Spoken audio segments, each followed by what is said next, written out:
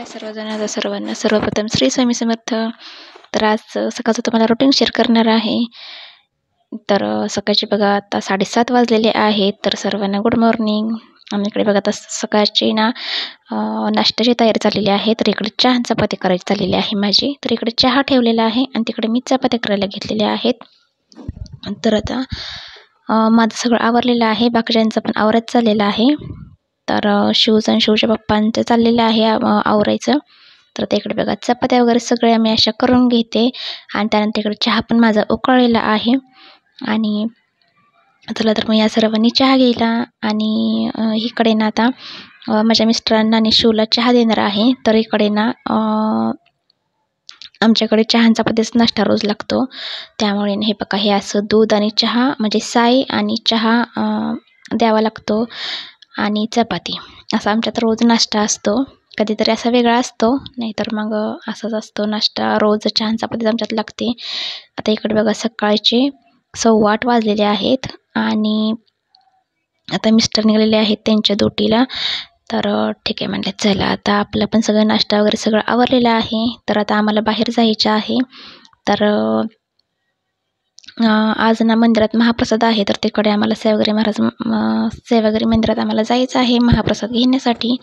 तर आता इकडे मिस्टर पण गेले त्यांच्या कामाला आणि शिव पण गेलेला आहे बाहेर खेळायला. तर आता इकडे बघा सगळं माझं आवरलेलं आहे. नाश्ता वगैरे झाला, चहा वगैरे झालेला आहे सकाळी. त्यानंतर कपडे पण मी लावलेले आहे मशीनला आणि त्यानंतर इकडे आता भांडी घासून घेते आणि इकडे थोडंसं मी आता चहा करून घेणार आहे. कारण मी मगाशी थोडासा चहा घेतलेला होता. तर म्हटलं चला ठीक आहे अजून एकदा थोडंसं मी चहा घेणार आहे. कारण आम्हाला जेवायला 12:30-1 वाजतील. त्यामुळे मग मी इकडे मला डबल परत चहा ठेवलेला आहे. तर आता इकडे मी चहा वगैरे घेते. त्यानंतर इकडे दूध वगैरे थोडंसं आहे ते तापून घेणार आहे आणि त्यानंतर मग सगळं क्लिनिंग करणार आहे. तर आता इकडे बघा चपात्या पण मी 5-6 करून ठेवलेल्या आहेत. कारण आम्हाला माहीतच नव्हतं. आत्ता आम्हाला सकाळी सांगितलेलं होतं की मंदिरात प्रसाद आहे ते. म्हणलं ठीक आहे चला. आता बघा इकडे सगळे भांडे वगैरे मी घासून घेते आणि त्यानंतर मग बाकी सगळं क्लिनिंग करून घेते. अजून पारूस वगैरे म्हणजे सगळं झाडं वगैरे मारायचं आहे आणि त्यानंतर मग भांडी वगैरे ते इकडे किचन वगैरे सगळं आवरून घेते. त्यानंतर मग तिकडे बघा आता गॅस वगैरे सगळं स्वच्छ करून घेतलं. आणि काय होतं असं जर कुठे बाहेर जायचं म्हणलं ना तर सगळं आवरून गेलं तर बरं पडतं. घरी आल्यानंतर एकदम असं स्वच्छ दिसतं. त्याच्यामुळे मग असं कंटाळा पण येत नाही बाहेरून आलं की. असं फ्रेश असं छान वाटतं. पण थोडं काम असलं ना तर आवरलेलं नसलं काही तर मग आल्यानंतर बघा खूप कंटाळा येतो बाहेरून आलं की. मग काम आवरायला पण असं नको वाटतं. त्याच्यामुळे ना कधीही बाहेर जाताना ना सगळं असं आवरून क्लिनिंग असं सगळं स्वच्छ करून गेलं ना की मग आल्यानंतर असं छान असं प्रसन्न वाटतं. आणि आल्यानंतर मग थोडा वेळ पण आपल्याला मिळतो मग असं आराम वगैरे करायला, बाकीचे कामं वगैरे आवरायला. त्यामुळे इकडे बघा आता सगळं क्लिनिंग करून घेते.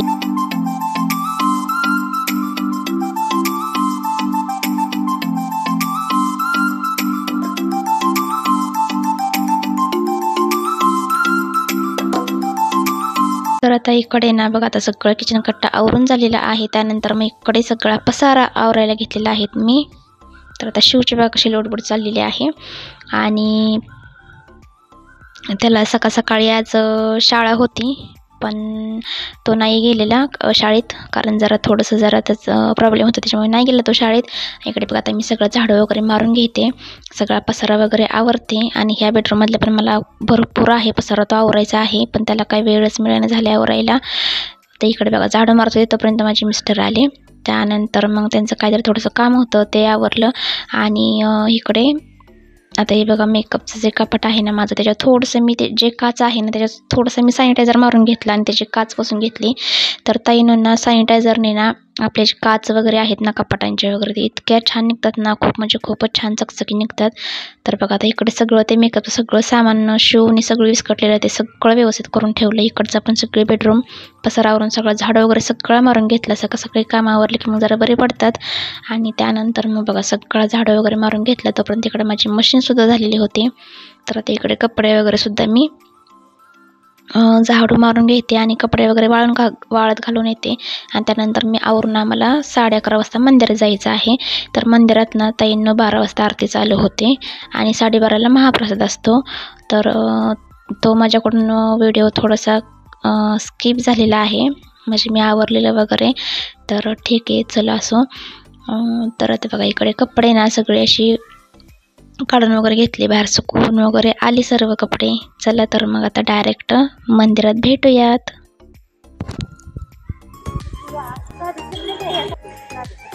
अरे बापरे, अजून कोणच नाही आलं.